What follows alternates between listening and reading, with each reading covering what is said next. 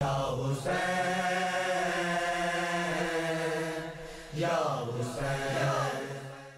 موجود ہے، ہماری کوئی بات چھپی بھی نہیں ہے اور دوغلاپن بھی نہیں ہے، منافقت بھی ہمارے یہاں نہیں ہے۔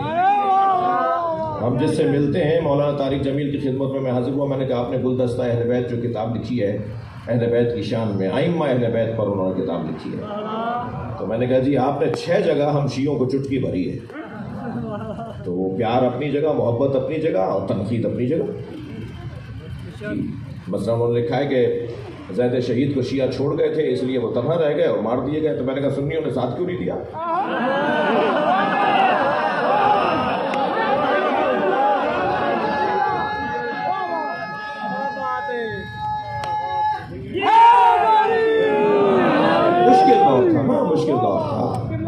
مشکل دور تھا اور ساتھ دینا ہر ایک کے بس کی بھی نہیں ہوتا، تو اس گھرانے کے ساتھ تو جو ہوا ہے وہ تاریخ نے لکھا ہے نا کہ کیا ہوا ہے۔ ان کے تو اپنے بعض اوقات ان کا ساتھ چھوڑ گئے، اس لیے کہ ان کے ساتھ چلنا مشکل ہے۔ اگر تھکے نہیں بیٹھے تو دلیل دوں کہ ان کے ساتھ چلنا کتنا مشکل ہے۔ یعنی میں جہاں شیعوں پہ وہ تنقید ہوئی ہے وہاں میں نے سنیوں پہ بھی وہ تنقید کر دی، تو دونوں پہ تنقید بنتی ہے، دونوں پہ تنقید بنتی ہے۔ ان کا جملہ بھی ٹھیک لکھا ہوا ہے، ہماری بات بھی ٹھیک ہے، مگر بات یہ ہے کہ ان کے ساتھ چلنا مشکل ہے۔ آج 1400 سال کے بعد غیبت میں ہے تو آپ مجمع لگائے بیٹھے ہیں۔ بھائی ذرا کڑوی بات سن لیجئے گا، اگر آنے کے فوراً بعد انہوں نے کہا نا کہ بخاری صاحب اپنی گاڑی کی چابی اس ککڑی بیچنے والے ٹھیلے والے کو دے دیجئے، آج کے بعد وہ گاڑی میں بیٹھے گا، اور اگر شہنشاہ حسین نقوی چوں چرا نہ بولے، خاموشی سے اپنی گاڑی کسی اور کے حوالے کر دے، تو یہ ہے شیعت۔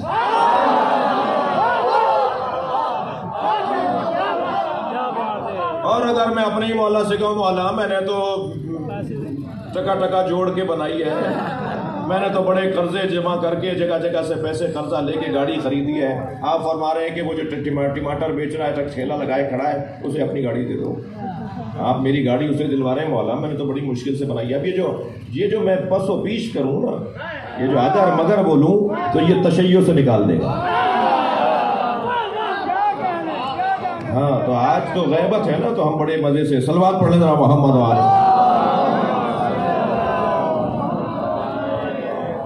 خفا نہیں ہوئیے گا بھائی مجھ سے آپ۔ تو بات اتنی ہے کہ علم آ جانے کے بعد کٹ حجتی نہیں ہونی چاہیے، بحثم بحثی نہیں ہونی چاہیے، بات کو ماننا چاہیے۔ میرا دل کر رہا ہے کہ وہ جملہ پورا کر دوں کہ ان کے ساتھ چلنا مشکل ہے، ان کے ساتھ چلنا مشکل ہے، اس گھرانے کے ساتھ، حسین کے ساتھ، اہل بیت کے ساتھ چلنا مشکل ہے، علی کے ساتھ چلنا مشکل ہے۔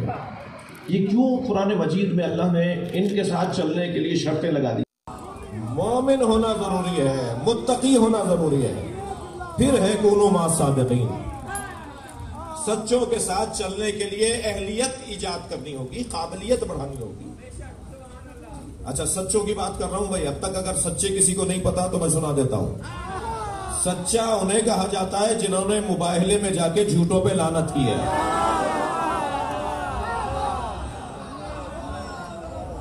جو میں نے آیت پڑھی نا سورہ مبارکہ نساء کی 61ویں آیت، سچا یہ پنجتن جو گئے نا، یہ ہیں وہ جو جھوٹوں پہ لعنت کرنے گئے تھے نبی کے ساتھ جی، تو کونوا مع الصادقین، سچوں کے ساتھ ہو جاؤ۔ تو ان پنجتن کے ساتھ چلنا، اس گھرانے کے ساتھ چلنا مشکل ہے، جس کی پہلی شرط ہے ایمان۔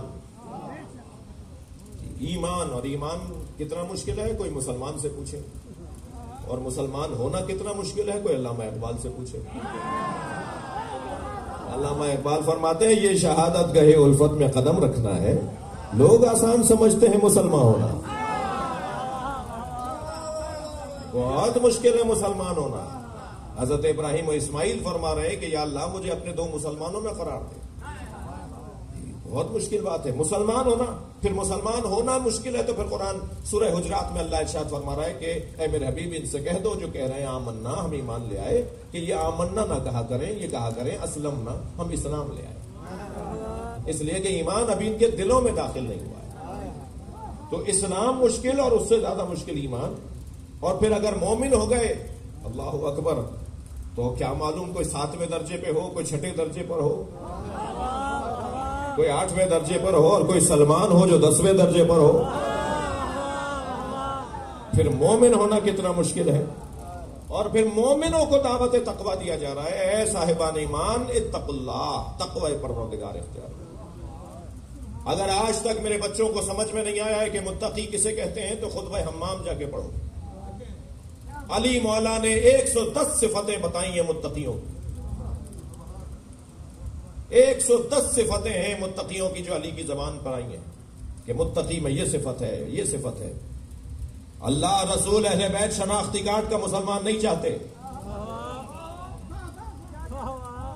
کردار پکار کر بتائے کہ علی والا ہے۔ جی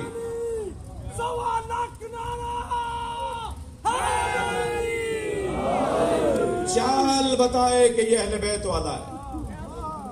تھک گیا آپ میری باتوں سے۔ یہ حلیہ بتائے گا کہ یہ علی والا جا رہا ہے، ہمیں شناختی کارڈ نہ دکھانا پڑے۔ جنازہ پکار کے کہتا تھا مجھے علی نے مارا ہے، علی والا پکار کے بتائے کہ مجھے علی نے پالا ہے۔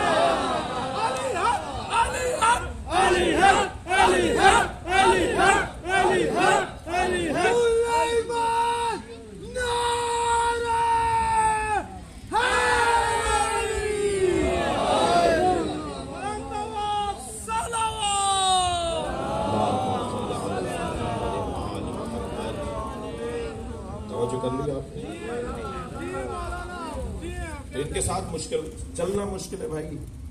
مومن متقی ہو جاؤ تو پھر کونوا مع الصادقین، سچوں کے ساتھ چلو۔ بہت دیر لگا دی میں نے، کسی اور موقع پر یہ تو گفتگو معارف کی ہے، مفاہیم کی ہے، یہ تو یقیناً اور بھی ہو سکتی ہے اور کی جا سکتی ہے۔ صاحبان ایمان کو دعوت تقوی اور متقیوں کو دعوت معیت، ہمراہ چلنا، اہل بیت کے ساتھ چلنا۔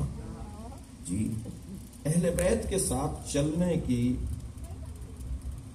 ایک نسخہ، ایک رستہ میں اپنے بچوں اور جوانوں کو ہدیہ کر دوں، اس آبادی کے مسلمانوں کو اور رہائشیوں کو ہدیہ کر دوں۔ اہل بیت کے ساتھ چلنے کا ایک رستہ، اور وہ میں اپنی طرف سے کوئی بات کروں، اللہ نہ کرے وہ دن آئے کہ جس دن ممبر میں بیٹھ کے اپنی کوئی بات کی جائے۔ بات قرآن سے ہونی چاہیے، حدیث سے ہونی چاہیے، معصومین کی سیرت سے ہونی چاہیے۔